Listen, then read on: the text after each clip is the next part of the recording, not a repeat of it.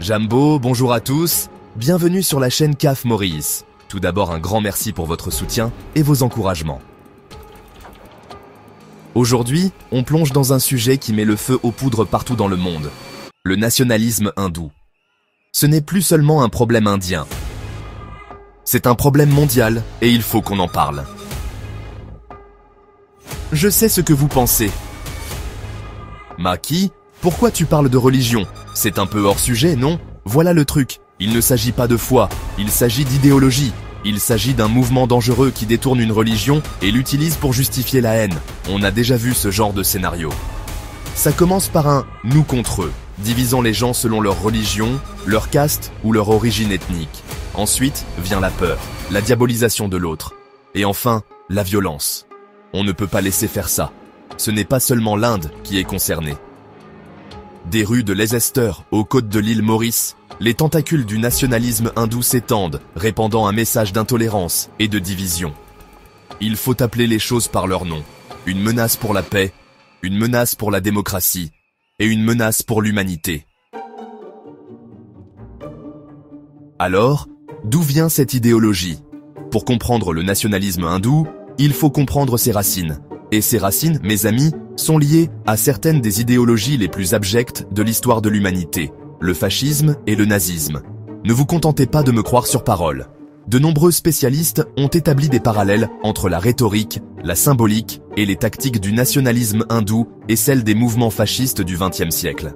On parle de la glorification d'un passé mythique, de l'obsession de la pureté raciale et de la désignation de boucs émissaires parmi les minorités. Ce n'est pas de l'histoire ancienne. Des groupes comme le RSS, le parent idéologique du parti au pouvoir en Inde, le BJP, existent depuis près d'un siècle, s'inspirant ouvertement de ces idéologies haineuses. Ils ont été patients, ils ont été organisés, et ils ont lentement mais sûrement injecté leur poison dans les veines de la société indienne. Et maintenant, ce poison se propage. L'un des aspects les plus insidieux du nationalisme hindou est la façon dont il renforce et exploite le système de castes ancestrales de l'Inde. Pour ceux qui ne le connaissent pas, le système de castes est une hiérarchie sociale rigide qui divise les gens en groupes en fonction de leur naissance. C'est un système fondé sur la discrimination et l'oppression. Les nationalistes hindous considèrent le système de castes non pas comme un problème à résoudre, mais comme un ordre naturel à maintenir. Ils croient que les Dalits, ceux qui sont au bas de la pyramide des castes, sont intrinsèquement inférieurs et méritent leur sort. Ce n'est pas seulement théorique. Les Dalits et autres groupes marginalisés sont confrontés à une violence et à une discrimination horrible chaque jour en Inde. Qu'il s'agisse du refus d'accès à l'éducation et à l'emploi ou de crimes de haine brutaux, la réalité est sombre pour des millions de personnes. Et le gouvernement? Disons qu'il ne se précipite pas vraiment pour les aider. Violence et injustice. Sous le règne du BJP, l'Inde a connu une recrudescence des violences contre les minorités, en particulier les musulmans.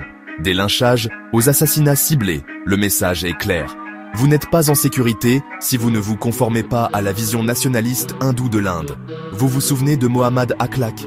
Il a été lynché par une foule en 2015 à cause de rumeurs selon lesquelles il aurait consommé du bœuf. Ou Pelu Khan, un producteur laitier, battu à mort en 2017 par des justiciers autoproclamés gardiens des vaches, alors qu'ils transportaient des vaches achetées légalement. Ce ne sont pas des incidents isolés, ce sont les symptômes d'une maladie plus profonde, un climat d'impunité où la haine est autorisée à prospérer. Et la police? Eh bien, elle est souvent complice, fermant les yeux sur la violence ou y participant même elle-même. Voilà ce qui arrive quand on laisse la haine s'envenimer. Elle se métastase, elle se propage et elle consume tout sur son passage.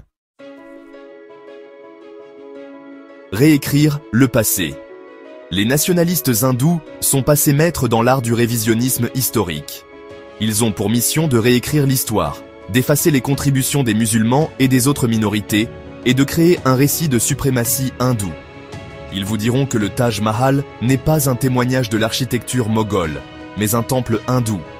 Ils minimiseront les horreurs de la partition, accusant les musulmans de la violence. Et ils justifieront la démolition de la mosquée Babri Masjid, une mosquée du XVIe siècle, en prétendant qu'elle a été construite sur le lieu de naissance du dieu hindou Ram. Il ne s'agit pas seulement de manuels d'histoire.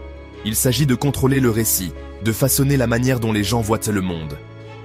Il s'agit de créer une mythologie dangereuse de la victimisation hindoue qui justifie la violence et la discrimination dans le présent. Et ça marche. Un appel à l'unité. Le temps presse. Les forces du nationalisme hindou gagnent du terrain, non seulement en Inde, mais dans le monde entier. Elles exploitent les réseaux sociaux, elles infiltrent les systèmes politiques et elles répandent leurs messages de haine partout. On ne peut pas les laisser gagner. Nous devons nous lever, nous exprimer et résister à cette idéologie dangereuse. Nous devons dénoncer les discours de haine, soutenir les victimes de violences et demander des comptes à nos dirigeants. Il ne s'agit pas d'hindous contre musulmans, ni d'indiens contre pakistanais. Il s'agit du bien contre le mal. Il s'agit de lutter pour un monde où chacun, quelle que soit sa religion, sa caste ou son origine ethnique, puisse vivre dans la paix et la dignité. Alors, qu'allez-vous faire ? Allez-vous rester les bras croisés et regarder la haine triompher ? Ou allez-vous rejoindre le combat pour un avenir meilleur ? Le choix vous appartient. Merci pour votre attention. Si cette vidéo vous a plu, rendez-vous dans la section commentaires pour nous dire ce que vous en pensez. N'hésitez pas à liker, aimer et partager, afin que notre message soit entendu, car votre voix compte, notre voix compte. Abonnez-vous à la chaîne CAF Maurice et rejoignez-nous sur les différents réseaux sociaux. CAF Maurice sur YouTube et TikTok, ainsi que la page Kemetic African Frénétique sur Facebook.